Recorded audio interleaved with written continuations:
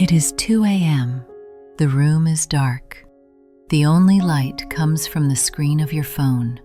Your eyes burn, your back hurts, and inside your chest, there is this heavy, sinking feeling. You promised yourself you would sleep early tonight. You promised yourself you would wake up at 6 a.m., drink water, study English, maybe go for a run. You had a plan, a perfect plan. But now, it's 2 a.m., and you are watching another video, scrolling through another feed. You feel paralyzed, and then the voice comes. You know that voice, the cruel one inside your head. It says, "Look at you. You did it again. You are lazy. You have no self-control. You will never change." It feels like you are fighting a war against yourself, and tonight, you lost, again. But let me ask you something. What if I told you that you are not lazy? What if I told you that the reason you are stuck isn't because you lack discipline, but because you have misunderstood what discipline actually means? Welcome back to Mira's English podcast. This is your safe space to slow down, take a deep breath, and learn English through deep conversations about life, growth, and the things that make us human. I'm Mira, and today we are going to heal your relationship with discipline. We are going to reframe it from something you hate to the highest form of self-love you can give yourself. So, get comfortable, put your headphones on, let's dive in. Let's be honest for a second. When you hear the word discipline, what do you feel? Check your body. Do you feel excited? Do you feel loved? Or do you feel tight, constricted, maybe a little bit scared? For most of us, the word discipline tastes like metal. It feels cold, and there is a reason for that. Think back to when you were a child. How was this word used? Usually, it was used when you did something wrong. You need to be disciplined. This is a disciplinary action. In school, discipline meant detention. It meant sitting still when you wanted to run. It meant being quiet when you wanted to speak. At home, it meant doing chores you hated because someone bigger than you said so. So, from a very young age, your brain wired a connection, a very strong connection. Discipline equals pain. Discipline equals loss of freedom. Discipline equals punishment. So now, you are an adult. You want to change your life. You want to learn English. You want to get fit. So you try to use discipline. But because of your past, you treat yourself like a strict drill sergeant. You wake up and scream at yourself. Get up! Don't be weak! Do the work! You try to bully yourself into being better. You try to hate yourself into success. And for a few days, it works, right? You run on adrenaline and shame. You force yourself to do the hard things. But then, you crash. You rebel. Why? Because no one likes living with a tyrant, even if that tyrant is you. Human beings are wired to move away from pain and towards pleasure. If your version of discipline feels like a punishment, your subconscious mind will fight you every single step of the way. It will say, I don't want to be punished. I want to be safe. I want to be comfortable. I want to scroll on my phone because that feels nice. This is why you fail. Not because you are broken, but because you are trying to build a beautiful life using a tool designed for punishment. We need a new tool. We need a new definition. So, here is the shift. I want you to close your eyes for a moment, if you can. Imagine someone you love deeply. Maybe it's your best friend. Maybe it's your younger sister. Maybe it's your child, or even a beloved pet. Imagine they come to you. They look tired. They look sick. They say, Mira, I want to eat only candy for dinner, and I want to stay up all night watching TV, and I don't want to shower. If you love them, what do you say? Do you say, sure, do whatever makes you happy right now? No, because you know that if they eat candy, they will feel sick tomorrow. If they don't sleep, they will be miserable. So because you love them, you say gently, "Hey, I know you want the candy, but let's have a healthy meal first. I know you want to stay up, but you need rest. Let's tuck you in." Is that punishment? No, that is protection. That is care. Now, imagine you, but not the you of right now. Imagine the future you. The you of tomorrow morning. The you of next year. Discipline is simply the ability to empathize with your future self. It is a relationship between present you and future you. When you wash the dishes tonight, even though you are tired, you are not doing a chore. You are sending a gift to the future you who will walk into the kitchen tomorrow morning. You are saying, "Here, my love, I made the kitchen clean for you, so you can start your day peacefully." When you sit down to study English for 20 minutes, even when you are bored, you are sending a gift to the future you, the one who will need to speak in a meeting next year, the one who will travel the world. You are saying, "I will do this hard thing now, so you don't have to struggle later." See the difference? Punishment says, "Do this because you are not good enough." Self-love says, "Do this because you deserve a future that is easier than your past." Once you make this switch, everything changes. You stop fighting yourself. You start taking care of yourself. You realize that procrastination is actually a form of self-neglect. And discipline? Discipline is simply the act of parenting yourself with love. Let's go deeper into this concept of parenting yourself. Because I hear some of you thinking, "But Mira, isn't self-love about bubble baths? Isn't self-love about treating yourself? Shouldn't I just let myself relax?" This is a dangerous trap. There is a difference between self-love and self-indulgence. Think about a parent who lets their child do whatever they want. The child wants to skip school? Okay. The child wants to eat pizza for every meal? Okay. The child wants to avoid anything difficult? Okay. We don't call that a loving parent. We call that a neglectful parent. That child will grow up unable to cope with the world. That child will suffer. When you let yourself scroll on TikTok for 4 hours instead of working on your dreams, you are not being kind to yourself. You are neglecting yourself. You are leaving your inner child alone in a room, without guidance, without structure, drowning in cheap dopamine. And deep down, you know it. That's why you feel guilty afterwards. The guilt isn't because you broke a rule. The guilt is because you abandoned yourself. Real self-love is being a wise mother or father to your own brain. Your brain is like a toddler. It wants the shiny thing now. It wants the easy path now. The wise parent inside you needs to step in and say, "I love you too much to let you give up on your potential. I love you too much to let you sleep in until noon and feel like garbage. I love you too much to let you skip your English practice." It is firm boundaries held with soft hands. I remember when I first started this podcast, there were days I didn't want to record. I was tired. I felt uninspired. My brain said, "Just skip it. No one cares." If I listened to that voice, I would have felt relieved for maybe 1 hour. But then, the disappointment would settle in. So, I practiced this reframe. I sat down and said, "I am not recording this to torture myself. I am recording this because the future me wants to be a podcaster, and I love her enough to do the work for her today." And suddenly, the resistance softened.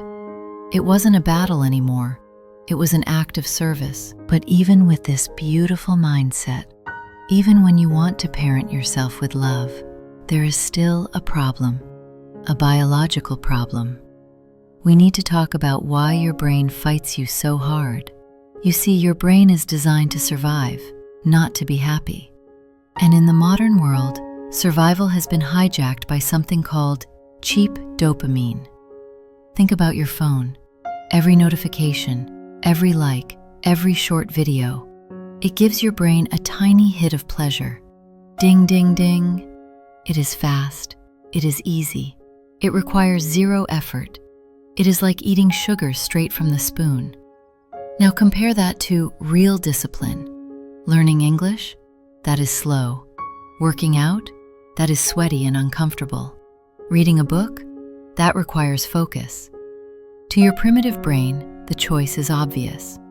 Why would it choose the hard work that might pay off in a year when it can have the sugar right now? So when you sit down to study and you feel that overwhelming urge to grab your phone, please listen to me closely. You are not broken.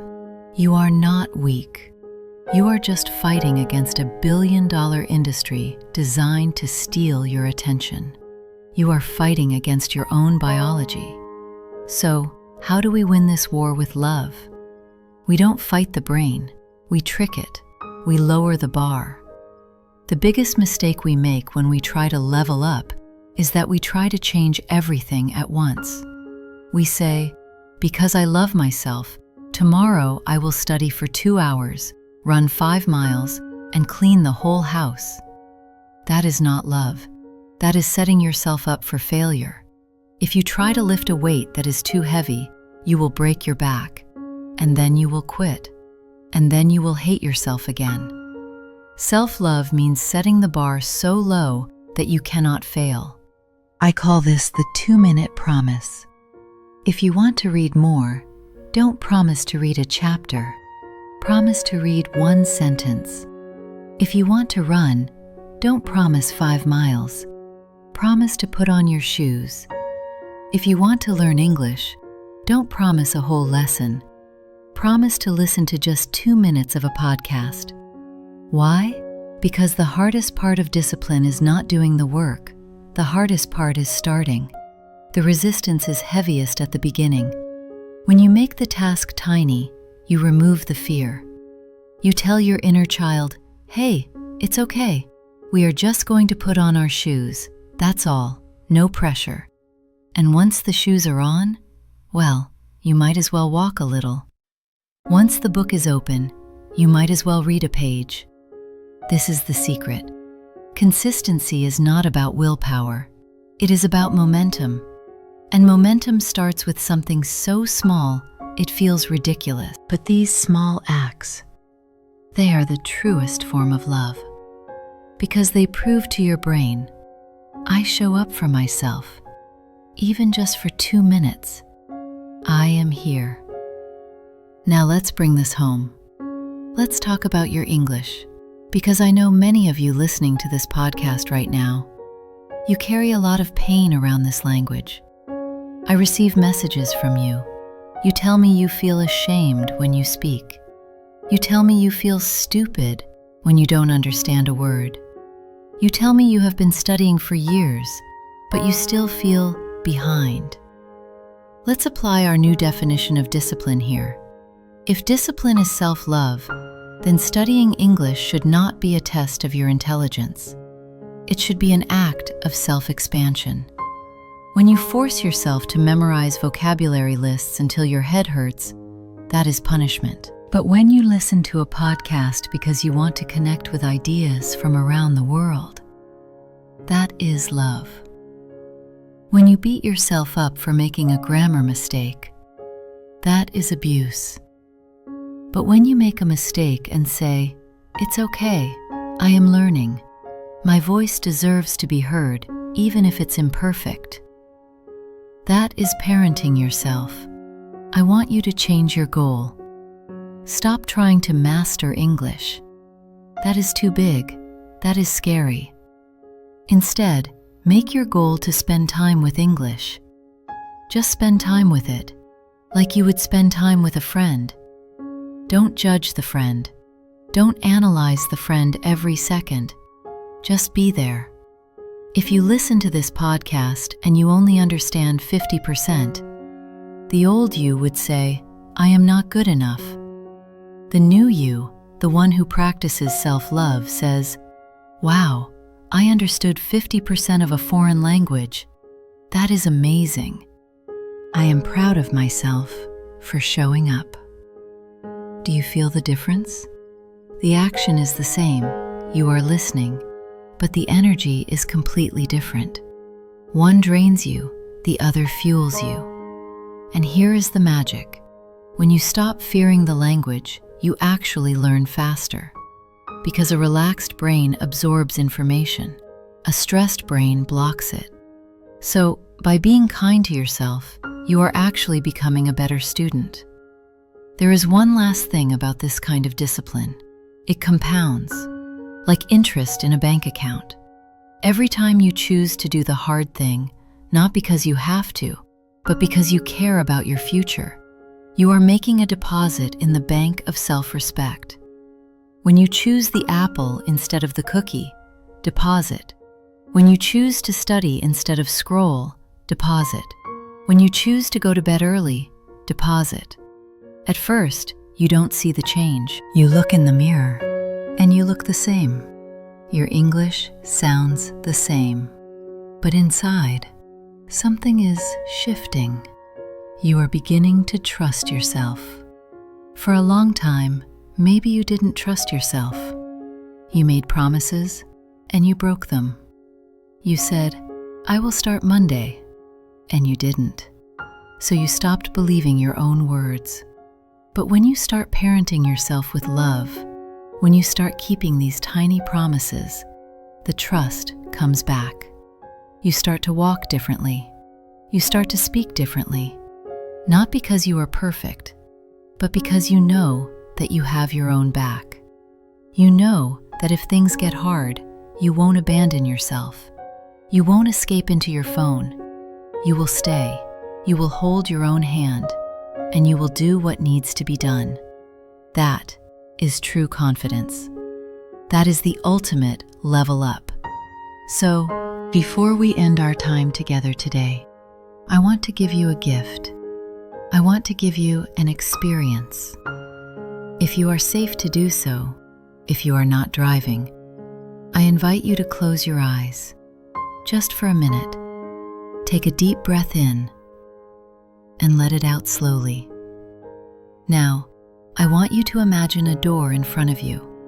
Behind that door is you. But not the you of today. It is the you of 1 year from now. The you who decided to treat discipline as love. The you who didn't quit when it got hard. Open the door.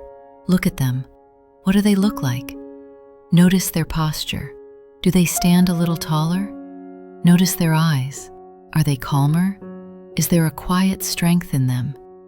Imagine they are walking towards you. They are not mad at you. They are not judging you. They are smiling. They reach out and they take your hands, and they look you in the eye and say just 2 words. Thank you. Thank you for not giving up on me. Thank you for studying those 2 minutes when you were tired. Thank you for washing the dishes so I could wake up to a clean home. Thank you for loving me enough to do the hard work. Feel that gratitude. Feel how much they love you. That person is waiting for you. They are real. They are possible. And they are cheering for you right now. Open your eyes. My dear friends, the world will tell you that discipline is about suffering. They will tell you it is about grinding, hustling, and ignoring your pain. Don't listen to them. True discipline, the kind that lasts, the kind that changes lives, is soft. It is quiet. It is simply the act of choosing your future self over your present comfort. It is saying, I love myself too much to stay stuck.